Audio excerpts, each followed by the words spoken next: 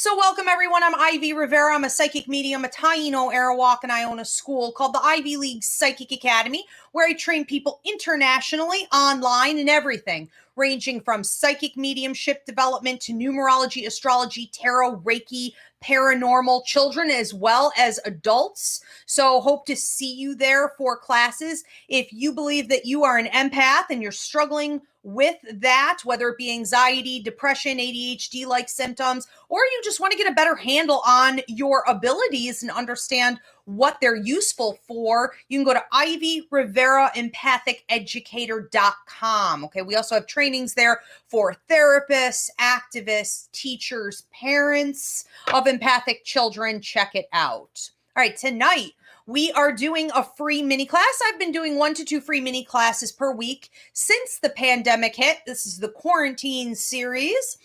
So tonight we are doing, are you a psychic, a medium, or an empath? I want you guys to start typing in your questions about your abilities, and I will tell you what you have going on, what category you fit in.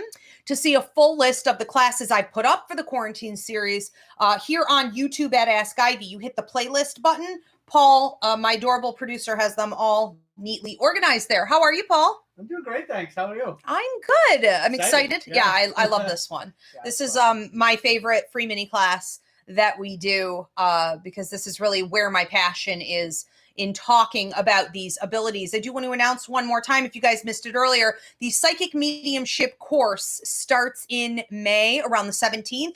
If you want to get your foot in the door for registration, you're going to want to sign up for the early bird wait list so we don't fill up. And that's going to be at psychicmediumshipcourse.com. All right, so what questions do we have coming in here? What do we want to start with? What are my abilities and where should I focus my energy? Okay, so that's a great question. You know, the abilities that I feel you having are mostly coming from you being a level 3 empath. And when we tend to hit those upper levels, we see a pretty major increase with the other two abilities that are connected to empathic ability. That's psychic ability, mediumistic ability. So when we talk about empathic ability, especially on the higher levels, we talk about you being all three. So you could be a psychic and not necessarily have a ton of mediumistic or empathic abilities. You could be a medium and you would automatically have a lot of psychic abilities, but not necessarily empathic ability. But when you're an empath, you automatically have all three. So I do feel a lot going on with you.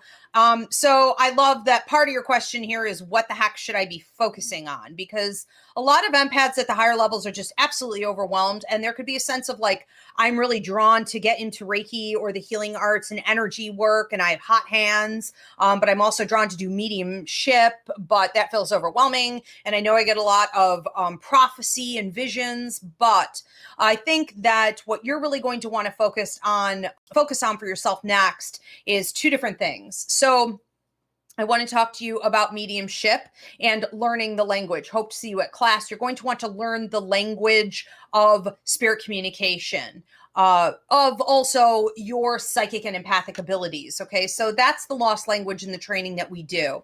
Without that, you just kind of end up looping around a lot. Everybody ends up here eventually to learn that basic foundation. The other thing I think is really important for you to concentrate on for a while is getting your empathic abilities under control, because you seem to be dealing with an overload of energy a lot of the time. And so I feel that sometimes you can almost have a frantic energy or an anxious energy.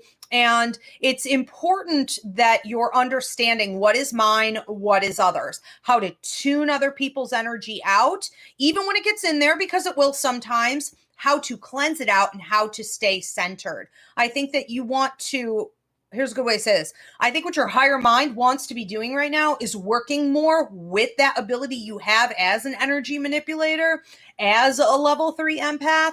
And that could end up taking you in some interesting directions with energy work after that. Okay. So check out the empathic awareness training up on the ivyriveraempatheceducator.com site as well. Okay. What's our next question? Okay. Will I ever be able to see or hear spirit? Well, it's funny you say see, because one of the things I saw was you at 5 years old seeing them. And I think that you went through a pretty normal change with your abilities, where you went from seeing them and hearing them to seeing them in your mind's eye and hearing them in your head. Okay. So hearing the spirits in your mind as though it is your own inner dialogue is called clairaudience. That's absolutely an ability that you have. Now, your ability to see them in your mind's eye is similar to clairvoyance. And I think that that's a healthy change for you. Most children between 5 and 6 years old, when the right side of their brain starts to develop, those children stop seeing the spirits with their eyes. They stop hearing them audibly, and it shifts into that clairaudience and that clairvoyance. And that's okay. I think that helps us to stay stable. I don't know that it would be healthy for you to go back. However, if you take the psychic mediumship course, I do activate that for you guys through a series of exercises. And it's entirely up to you whether you want to keep it that way or not. Most people find it to be super distractionary. There's really no need to see them with your eyes all the time. You, however, do feel to me like you'll be activated into seeing them at night, when you're dozing off, when you're waking up. This is when the veil is lifted between the worlds, or even when you're meditating or you really let your guard down and you're very relaxed. So yes, I do think you'll be seeing them again. I do think that you blocked it, as most kids do. And I think that there's a healthy reason for that. You don't seem to handle it incredibly well. Okay. You may not need that part of it to be able to, I can guarantee actually, you don't need that part of it to be able to properly communicate with spirit and be able to see them clear as day. You'll just see them in your mind's eye. But again, we'll leave that up to you, what you choose to do. Yeah, the exercises could activate that for you. What are my abilities / how should I be using them? Well, the first thing that I get with you, David, is mediumistic, which feels kind of new. Not new in that it hasn't been following you your whole life, but new in that you just recently had a peak with it in the last year. It feels like the last 1 to 2 months have really been increasing. So this may be waking you up at night, especially between 3 and 5:30 in the morning, the haunting hour. Pay attention to additional spirit interaction. Also a weird ringing in your ears, especially the left ear, like a tinnitus or a pressure, like when an airplane goes up or comes down. Those are all signs that your mediumistic abilities are kicking up. You may also have more prophecy or communication with spirits when you're in the bathroom. The native belief is that because of the porcelain, the earth, the water, the mirrors, these are all conductors of communication with the other side. That's incredibly accurate. It's very accurate for you. Okay. So we're talking about clairaudient ability. Now, the other thing I was getting with you was empathic ability between the 3rd and the 4th level. Now, what I heard with that, and this is coming from your work and money guide, as well as we would say your joy guide who watches over your spiritual development, but mostly your work guide, what I heard was communication skills. So I don't know that you love necessarily working with the public all the time. I feel like you do well in dealing with people, but I think that you have a pretty big calling on your life, in your life contract, what you signed on to before you came to Earth, to go out and communicate. And that's really where your empathic ability is going to kick in. Your ability to understand what people need to hear and how you can emotionally connect and feel what they're feeling. Think what they're thinking. So it has this amazing and powerful delivery to it. I would focus there. How can I tell the difference between intuition and my own thoughts? Well, that's the biggest question that I get with my students when they come in, because even those who thought they understood the difference quickly realize they didn't.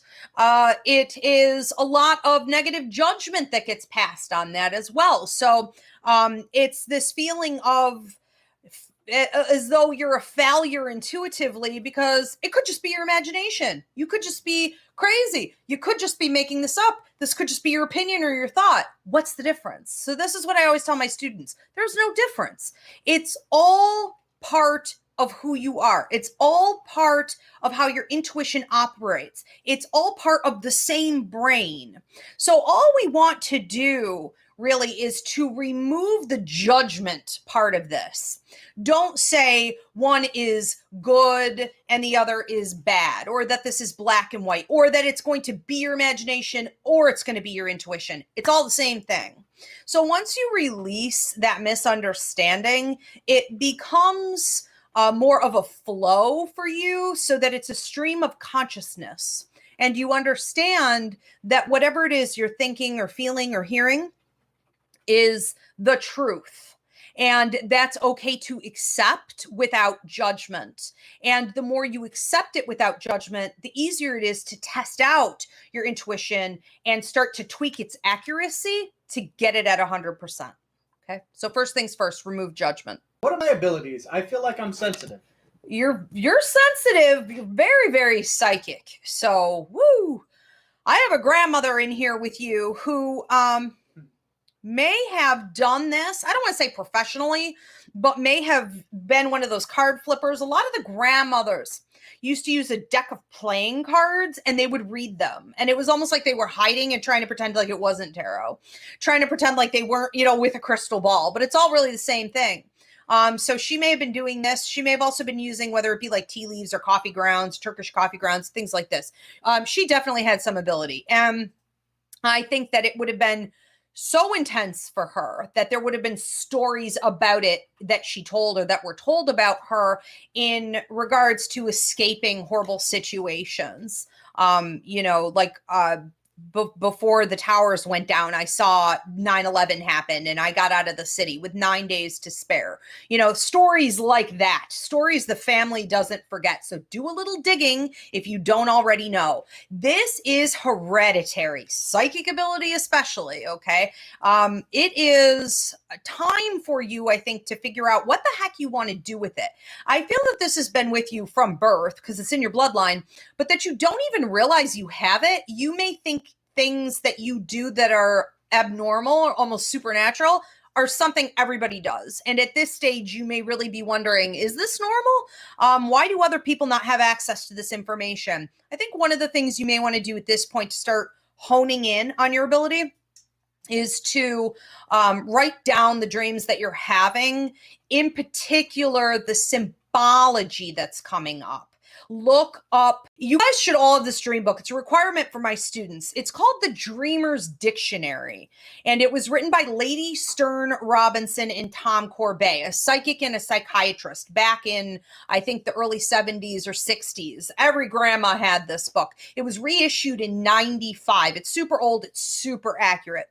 You're going to want to start looking up the dream symbology that comes up for you and paying attention also to the astro travel that you do. I have a class called Dreams up on my website that could help you understand more of this. But astro travel is going into other dimensions, literally leaving your body and doing work in other dimensions. You need to start tracking what you're doing at night. I think the other thing that you should be working with is making your remote viewing skills as tight and clean. Perfect your craft with that, whether it's being able to predict what color a card is, or what number or suit is on that card before it's flipped, guessing where lost objects are, being able to describe the inside of someone else's house, to a T, traveling through places. Remote viewing, this psychic ability, is closely connected to astro travel. You do both. It's hereditary for you. This means you could get into paranormal work if you wanted to.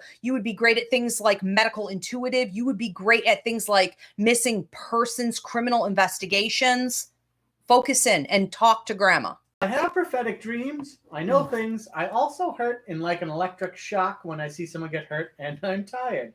Where should I start while I wait to try and enroll in your class? Well, I would take the empathic awareness class where I talk about the third and the fourth level and electric person syndrome. When you said that you feel it like an electric shock when someone else is dealing with pain or discomfort, that's literal. Okay. So at the third and the fourth levels of empathic ability, we develop two really interesting things: telepathy and electric person syndrome. And for you, it's basically the same thing. You're able to hear other people's thoughts. You're able to feel other people's emotions. You're able accidentally, and we don't want this. That's why you need the class. You would be absorbing other people's physical pain, mental problems, all kinds of, you got to get that out of there.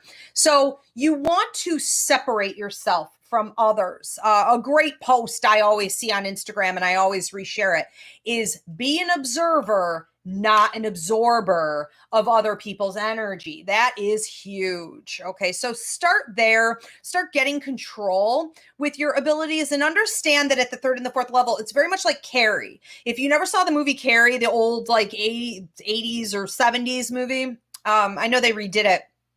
I didn't see that version, but the old one, she would get mad or she would get really excited about something and like start fires and all kinds of accidents and things would happen. Well, you know, empaths at the third and the fourth level are energy manipulators. That's what we do. And you want to use it for the greater good instead of allowing yourself to feel out of control and drained, or just like manipulating technology around you in a negative way all the time. Every time your emotions get too high, you know, you drain batteries, light bulbs burn out, street lights go out, and then you keep driving and they go back on when you go under them. Computer systems shutting down, your phone draining, all kinds of things can happen. I think get a handle on that. And I know you're joining the psychic mediumship course. That's actually week 2 of your curriculum. So you could just get it out of the way now. That would be great. I hear the ear ringing, but don't know how to get past that. Okay, so the ear ringing, let's talk about this. The grandmothers used to say left for love and right for spite. And you guys can watch a full training on this. If you go here on my YouTube into the playlist, it's called My Ears Are Ringing, ? Okay. I also have a bunch of TikTok videos up as well. So when we talk about the left ear, the grandmothers were fairly accurate with this. They would say left for love, right for spite. It is spirit communication coming through the left ear. The right ear is not spite necessarily. It's more like a warning, or it's your higher mind psychic ability, gut instinct kicking in. You have to first pay attention to which ear is ringing. Sometimes it'll happen both at the same time. That is a huge messaging system coming through. You need to stop what you're doing regardless of which ear. And you need to sit maybe for 10 minutes. That's a long time. Sometimes you can get the message at like 5 minutes or less. This will speed up as you get into a practice of doing it. So you sit and you ask, call in your guides, tap in with your higher mind and say, why is my ear ringing? Who is here if it's the left side, and what do they want to say? And if it's the right side, what is my higher mind trying to tell me right now? And you would just want to jot it down. It's unlikely that you'll forget, but, you know, keep a journal just to track your progress, I guess.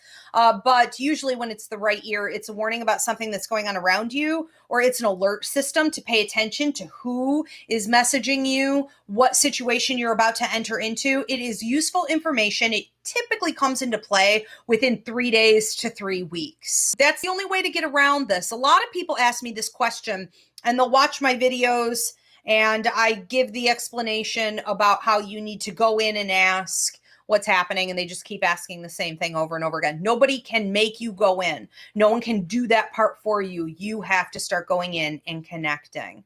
Okay, so take the time and it will become very clear what's happening. I guess I would like to know which of the 3 you think I am. I'm really feeling all 3, but I feel very intensely like your mediumistic abilities and your empathic abilities are activating right now. And that could just be because you're sitting here listening to the feed. And so messages are starting to come through and you're picking up on other people. That's pretty common to see. I feel like it might be more than that. My feeling is that you've been going through a peak.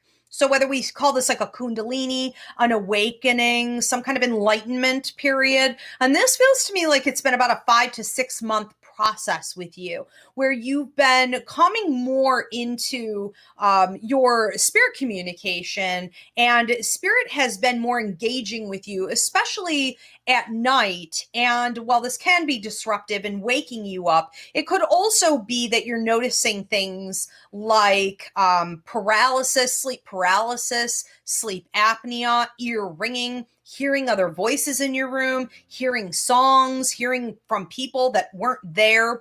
Pay attention as the veil gets lifted between the worlds, when you're dozing off, when you're waking up. Spirit will continue to work with you and give you messages. I think where it's evolving at this point is in giving you messages for other people around you. And that's where you really want to start setting some boundaries to let them know when it's appropriate to do so and when you won't be delivering those. That's going to be the next major thing for you. Yeah. Lately, what I say will happen is what turns out to be. Am I just good at analyzing, or is it deeper? It's both. So this is kind of like the other person's question when they said, how do I know if it's my imagination or just my mind, or is it real intuition? It's the same thing. There is no difference. That's a myth. This is not complicated. Okay. It is a simple language that we have just forgotten. We forget how interconnected everything and everyone and who we are, even in connection to spirit in the universe is. It is a state of consciousness. It's an awareness, and it doesn't matter how it comes to you necessarily. If it's right, it's right. That's it. So don't overthink it. It's the same. Okay. When you start coming in for training, I make you break it down. I mean, I make you we have to figure all of that out. And there's a lot of education that goes along with it. But if you're not looking to really learn the full language, you're just looking to, be accurate and understand more about, what you're getting.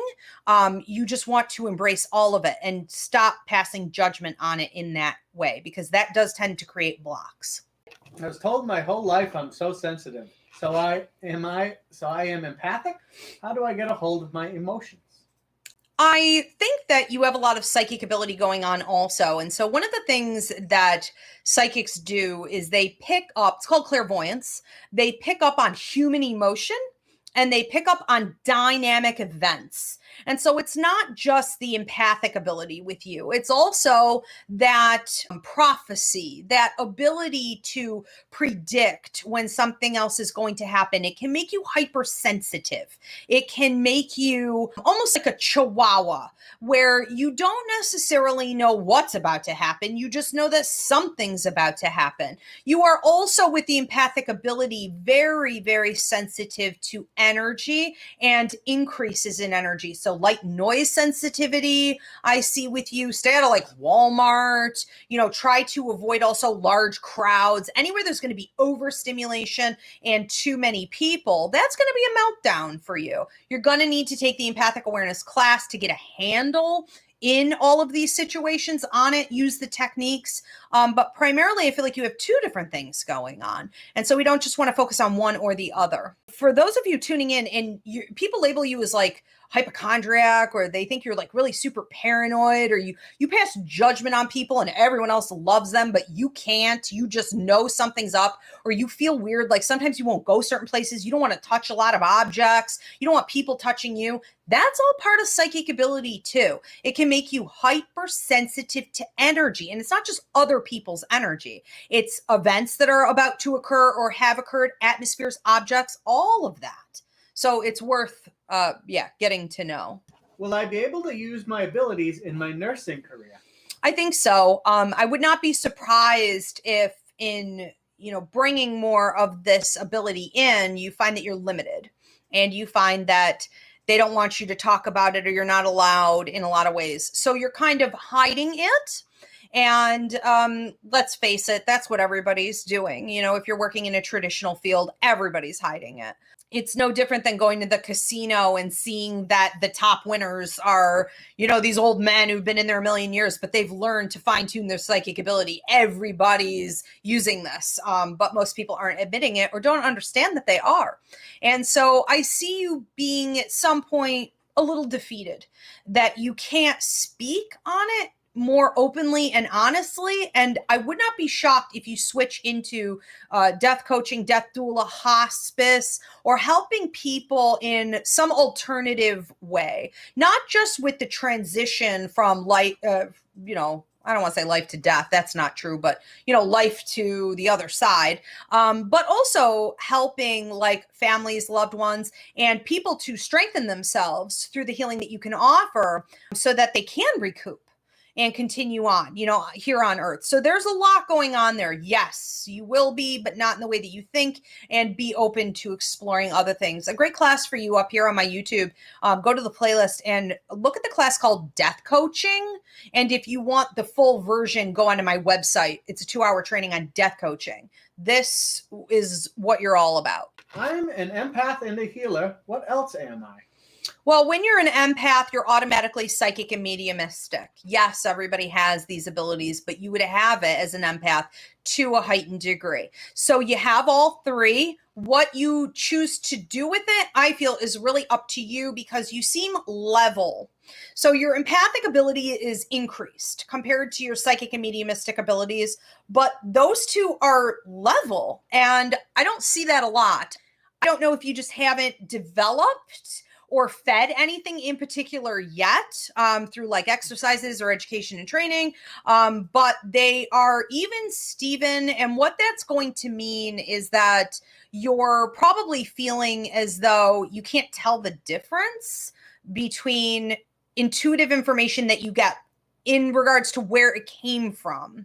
All right. So you get things psychically, you get things through clair empathy, and you get things mediumistically. And we want to start figuring out for you, you want to start asking that question, where did it come from? I think this will help you start to learn the language. Hope to see you at class. And I think a really important thing that you may want to look at is being open to giving readings to other people.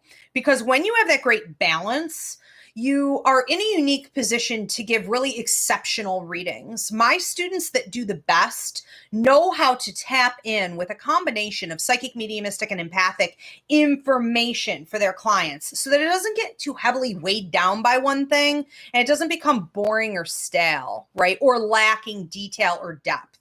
And you could definitely pull that off. This is all new to me. Is there a reason why things are shifting for me? I do feel that you would have gone through an increase. I also see like 38, 42, 48, 52. You seem to be going through some increases at different points in your life. And your increases, where I see with most people, they're like 2 years. Every 5 to 6 years, we tend to have an increase, and it can last about 2 years, where we have to learn to deal with those new abilities and really work with them. And with you, I feel 5-year spurts of time. And so that's a lot. It can also signify that you've gone through a lot of change and potentially a traumatic period or a detox phase. So when I talk about detox years, I'm talking about the 2 years that lead up to a pivotal year. You get about 5 to 6 pivotal years over the course of your entire life. This is what you signed on to in your life contract. Okay, you can book a life contract reading at any time to look at that. But these 5 to 6 pivotal years are about leveling up opportunities. And that's it. That's all we get. And everybody gets 2 years of detox before a level up, because new level, new devil. Every time the bus stops, somebody's got to get off. In order for a new door to open, another door has to close, that type of concept. And I feel that what's happened with you is that you found yourself in a 5-year period of leveling up, 2 years of detox, your pivotal year, and then you get 2 years to build. And that, a lot of people like to book the life contracts readings with me to find out what they should do for a career or what their passion is, why they came to Earth. But they don't realize, and I don't always have time to talk about it, that during those detox years, because they can be traumatic, like people being removed from your life, divorce, death of loved ones, relocation, huge change with your career or your finances, all kinds of things happen. We also see key players enter, soulmates come in, babies get born, huge opportunities start to happen. With all of that, it is an activator for Kundalini and awakening, the enlightenment. And that's a whole other, cup of tea. It will trigger all three of your intuitive abilities, psychic, mediumistic, and empathic. And it's like just a wow kind of moment. Most people end up years later still wondering what the heck happened to them and why they're so different. And all they know is that they've become very intuitive, but they're also overwhelmed. Am I telepathic? I really feel like I am. I think that you are. I think that you know things not only from other people, but I saw you talking to trees. And I don't know if that's something you're doing. That's a lovely idea. That sounds very relaxing, actually. I got to get out of the city. But, I think that whether you're doing it with nature or you do it with animals, this may have been really natural for you as a kid, but you're able to pick up on the thoughts, we could say also the energy. So we want to remember that energy tells a story. If you've ever watched the movie The Shining, Go back and watch it. It's brilliant. I absolutely love it. They did their research on that. When the cook is talking to Danny, the little boy, he tells him not to be afraid of a certain room in the hotel. Or of the hotel and the bad things that have happened there, because the cook tells Danny that it's like burnt toast. He essentially tells Danny that it's like residual energy. It's like a record on repeat. And that wasn't really true. And that caused some trouble because the reality is that energy can be old. It can be residual, or we would say unintelligent, but it can also be intelligent and interactive. And I think that what you pick up on is both. So what you tend to do is like be able to like look out the car window and see buildings and they're telling you a story. You can do time travel into the past, into the future. You can look at an atmosphere and see it in very different ways. Like it's a movie, you know, playing out for you. You would be able to, again, connect even with something like vegetables or flowers or trees and nature and feel, you know, that story from the energy. And with people, you know, again, my empathic awareness class, a lot of people's brains are just like a cesspool, you know, especially here in America, where I think we don't have a lot of mindfulness going on. Thank God we're going through the awakening. But when it comes to other people, you're going to want to pull out of there and leave it to them. I try to stay out of everybody's business unless they have like paid me or I need to know to protect myself what they're thinking. But with these other areas, I think it could be very, very interesting for you. You would also be really good at something called psychometry, which is holding an object and telling the stories to, you know, your sitter, your client, or someone you want to help. You hold the object and you could tell them what the object is saying and who it belonged to, and you can connect with deceased loved ones through that also. Are you picking up on any of my abilities? If so, what are they? The first thing that I'm getting with you is channeling ability, and I see the jaw tapping, and I have a grandmother over here who jokes that it could be like you like to talk, or once you start talking, it's hard for you to stop. But then she shows it almost like, you know, like a skeleton. And I think she's trying to be humorous here about, you know, the way that sometimes we talk and we don't always realize that it's not us talking anymore. It's us channeling somebody, someone deceased or a spirit from the other side. You might want to be careful drinking or using any kind of drugs. One of the things that might happen for you is that you become very susceptible to what we would call physical or trance mediumship. A lot of people would just straight up call that possession. It's not quite that bad. When we talk about possession, we tend to think of that these days in a really negative connotation to like paranormal entities. Okay, it's not that bad. But this physical trance mediumship is allowing for spirits to come directly into your body. And one of the things you're going to want to do is to make sure that it's channeling just directly through your crown or through your guides, through clairaudience, where they can put the thoughts in your head. You don't need to be open and vulnerable, susceptible to letting them in. It's the type of thing that you have to learn to control. But there's a lot of mediumistic abilities, yes. Physical and trance. The way I train my students is through mental mediumship. Am I psychic or maybe an empath or have any abilities? So one of the things I'm seeing with you that's super fun is an ability to find things, lost objects. We could call this remote viewing or psychic clairvoyant ability. I saw you moving cups around. So this is one of the games that I play with at my intuitive kids class and actually with my grown students. We all love it. But I will put a hidden object. I put this up on my social media a lot too. I'll hide an object in a cup and I'll have you find it. Not only find where it is, but also describe the shape, the color, what it does, what it is.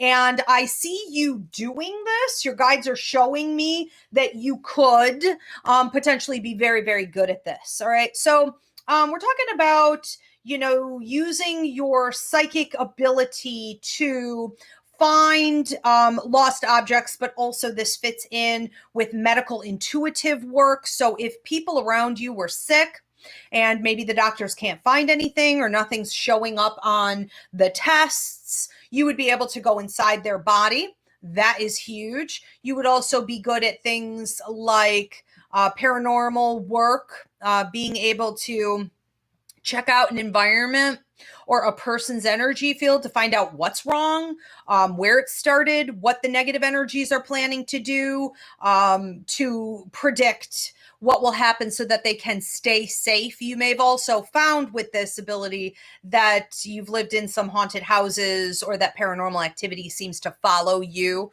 That's pretty normal. It would also be great with criminal investigations and missing persons. I recently found out I'm an empath. Can you determine what type and if I have other abilities? Well, people have given all kinds of weird names to empathic ability in the last couple years. I've never heard of any of this stuff, and I've been training people in it for 10 years. I deal with what we know scientifically and medically, and then add in what I know intuitively to be true with it after 10 years of research. I don't know what all those weird names in different categories, and people try to say I'm a level 10. You'd be dead if you were a level 10. I don't think we need to have, research shows there are 4 levels, and I think that's enough. Most people at the 4th level develop disorders, and so we see anxiety and depression and ADHD-like symptoms. And that's why I have the training, is to help you manage all of that. So in regards to, the empathic ability and the stuff that I feel you have going on, I think that it's really important that you start honing in on where you are that 2nd and 3rd level and start helping yourself to expel other people's energy, to understand what is mine, what is others, understand that people are very drawn to you. You have this beautiful radiant energy about you, and other people who desperately need healing or are energy vampires are going to automatically want to come to you and take from that. So it's going to be for a while about you setting boundaries and stopping that from happening. And I think that ultimately what you're going to be able to do with this once you've been working with it is to add this ability to some of the other work that you came to Earth to do. When I look at your life contract, I see writing, I see media, I see you communicating out to others, and I think that you could help others get empowered, whether it be self-help, boundary setting, healing work, helping them to not come to you to heal them per se, but showing them how to heal themselves. Okay, you have a lot of communication abilities here. Yeah, and I wouldn't be surprised at all if you get into publishing in like hard copy, format there. Yeah. Not sure my abilities. However, I have dreams and sometimes visions from time to time. Are those connected to all 3? It could be. When we talk about the dreams here at the Academy, we tend to see them as either being like you're dealing with some past life stuff, you are astral traveling into other dimensions to do work, you are growing and developing during that time as well. You could also have visit dreams, which is more about the mediumistic aspect, where spirits are coming to you to either show you what you need to do to help you or to deliver messages directly through you. But, you could also be having a lot of prophecy, which is just psychic ability. And with the prophecy, it kind of goes both ways. So you may be having some really vivid dreams, but they don't make sense. And you're thinking, well, this can't be a prediction. It goes backward as well as forward. So seeing things from the past, seeing things that are going on presently, but in like different parts of the world, and being able to predict the future. Yes, it can absolutely be connected to all 3. And I always tell my clients that when you reach a point with your dreams where they are vivid all the time, you have what's called spillover. So what you should expect and prepare for after that is that it's not just going to be your dream, it's also going to be during your waking hours where you're receiving prophecy, you're receiving spirit messages for other people. You're constantly in the flow of, we would say, the right intuitive side of your brain. And you want to start managing it and figuring out how much of that you plan to give out. Yeah, to other people. Pay attention to it, though. Definitely keep a journal. I'm open to receive what you pick up on my abilities. Please and thanks. Okay. So the first thing that I'm getting with you is, I want to say, sort of a quiet, humble ability in a previous life to channel what would have been considered spirit loved ones for other people, but also God energy, universal healing energy, angelic energy. And you may have used this in a religious way. So you may have in a past life been a religious leader of some kind.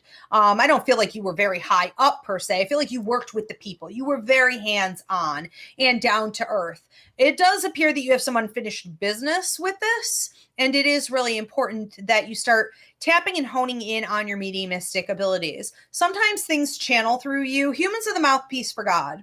So you may even go into trance-like states where you don't remember saying things. People may say to you, that was really helpful, or thank you for saying that, or thank God you were here, or you give really great advice. And you're like, what? Did I say that? I said that? I don't remember saying that. And you're like, I didn't even think that. How could I say that if I didn't even think that? Because it isn't you. You're being used. Every human being is an open vessel, being manipulated all the time.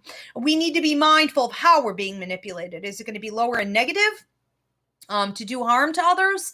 Or is it going to be high and healing, coming from the light? And I think that you have a ton of potential here to very naturally channel, involuntarily even, healing abilities out to others through the messaging system from the spirit world. Yeah, a lot of mediumship. All right, guys, we are at time. I do want to invite you guys to get on that early bird registration list. If you want to take the psychic mediumship course, you got to get your foot in the door. Registration's about to open here soon. Class starts the 17th of May, but early registration, I believe, opens in about a week. Okay, so go to psychicmediumshipcourse.com. No, it's contagious. What have you done to me? Sorry. Psychicmediumshipcourse.com to get on that wait list. And I loved doing this with you guys tonight. Hopefully we could do one of these again soon, maybe in 2 or 3 months. In the meantime, if you need to book a reading with me, you can go to ivyrivera.psychicmedium.com. And if you don't have time to wait for an appointment, I have Ivy's Healing Call Center 7 days a week also up on my website. Thank you, Polly. You're very welcome. Thank you. Thanks, everyone, for your donations also. Thank you, Spirit. Have a great night.